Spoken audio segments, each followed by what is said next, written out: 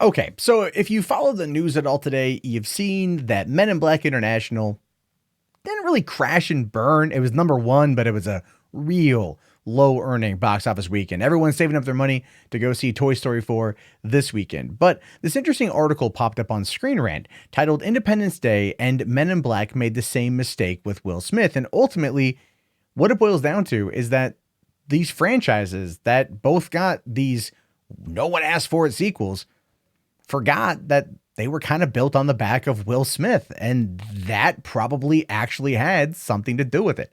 Now, it says here Men in Black International has clearly made the same mistake as 2016's Independence Day Resurgence, which is making a sequel without Will Smith. Like Independence Day, the fourth film in the Men in Black franchise suffers from major issues, not the least of which is the lack of Smith's defining charisma and magnetic talent.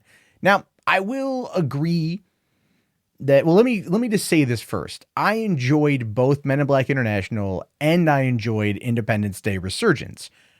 The Insurgents or Resurgence I enjoyed strictly for what it was, strictly for what was presented in front of me, because I like watching Roland Emmerich destroy things. I have for many years, for many decades, and I will continue that until he is no longer around or making these kind of films. That is my thing. It's kind of a guilty pleasure. I like Roland Emmerich, but yes, I agree. Men in Black and Independence Day Resurgence both somewhat failed from not having Will Smith involved. Now, Resurgence famously bombed a couple of years ago, pulling in barely half of what the original movie did 20 years earlier. Critics responded in kind, widely panning it. Smith wasn't the only confusing casting choice. Micah Monroe played Patricia Whitmore instead of Mae Whitman, who starred in the first film. Public backlash against the casting decision included harsh words from several industry professionals, as well as biting think pieces calling out the inherent misogyny at work. Because the daughter, the presidential daughter from the first film, was now kind of a smoking hot chick and not Mae Whitman, who is very talented, and I loved her in not only Arrested Development, but Scott Pilgrim, as well as The Duff, a highly underrated comedy. So yeah, there was that. Not only that, though, the script is pretty terrible, and it was clearly designed for Asian audiences. It was clearly designed to be as easily transferable to an Asian audience as anything they possibly could. I mean, it was, if you think about it, it was one of the more egregious attempts at playing it dumb in order to reach the maximum wide audience, and it just failed. It really, really, really did fail. Now, Men in Black International hasn't suffered from the same fate, but it's still a lackluster addition to a previously proven franchise. The idea of introducing a female agent was as some kind of certificate of progressiveness feels condescending, especially considering that Linda Fiorentino refreshingly three-dimensional arc in the first film. Even Chris Hemsworth and Tessa Thompson's obvious chemistry in Thor Ragnarok isn't compelling, despite both of them turning in solid performances. Then they go on to say that Will Smith could not have, particularly saved the film, but it would have added to it. And the truth of the matter is, one of the biggest factors that I think led to Men in Black International not being able to live up to its predecessors, quite frankly, is the lack of almost any and all reference to Will Smith or Tommy Lee Jones. I mean, there's one real reference in the movie, and it is very tiny. It's not unmissable because they show it to you point blank, and you know exactly what it's referring to, but no one says their name. It was a cutaway shot, and that is literally it. And even though the movie was fun, I felt it was absolutely fine. It was very, very much start to finish, just an entertainment movie. But yes, it suffered from not having Will Smith involved. And it's interesting because when you go back and look at what happened, there's a lot of interesting factors at play when it comes to both films, and both films forgetting that they're Will Smith vehicles, or at least both franchises forgetting that they're Will Smith vehicles. In regards to Independence Day, back when Roland Emmerich first started pitching it, Will Smith could have been in it. In fact, the whole story around his character and his son's character was a big arc in the sequel, and that would have gone and done very well with, I believe, the father-son crowd. A lot of people who grew up with Will Smith have kids. Fathers have sons. Take their kid. Would have made a lot of sense. And as a result of that, he chose to not go make that movie, but instead went on to star in Suicide Squad, which We all know how that movie turned out. I mean, even though it was critically panned, it still went on to make a lot of money.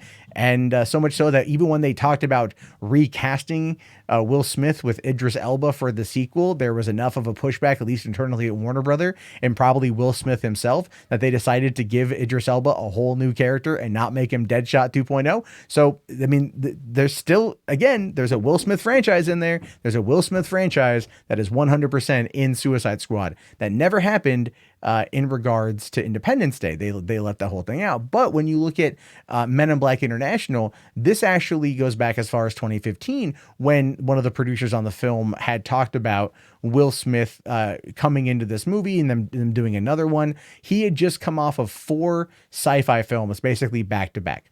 Or I think like a couple sci-fi films back to back, and Men in Black 3, After Earth, and he didn't want that to be his go-to. He didn't want to be typecast in that particular environment. And I get that. I do understand that.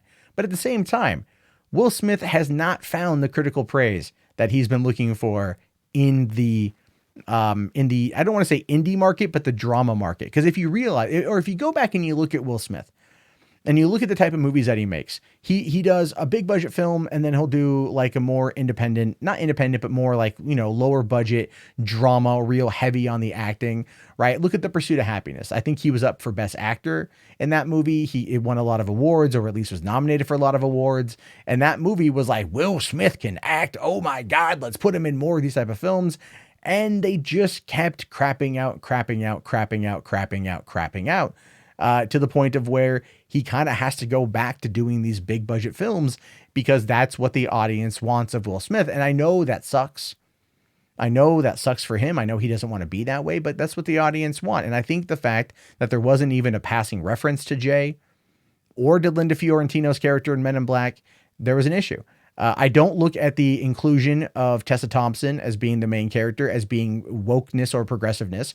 I think it was a character. There was one line about Men in Black as a negative, and it was played up like a joke. It was all Tessa Thompson and her words before the film that might have actually laid those negative ideas.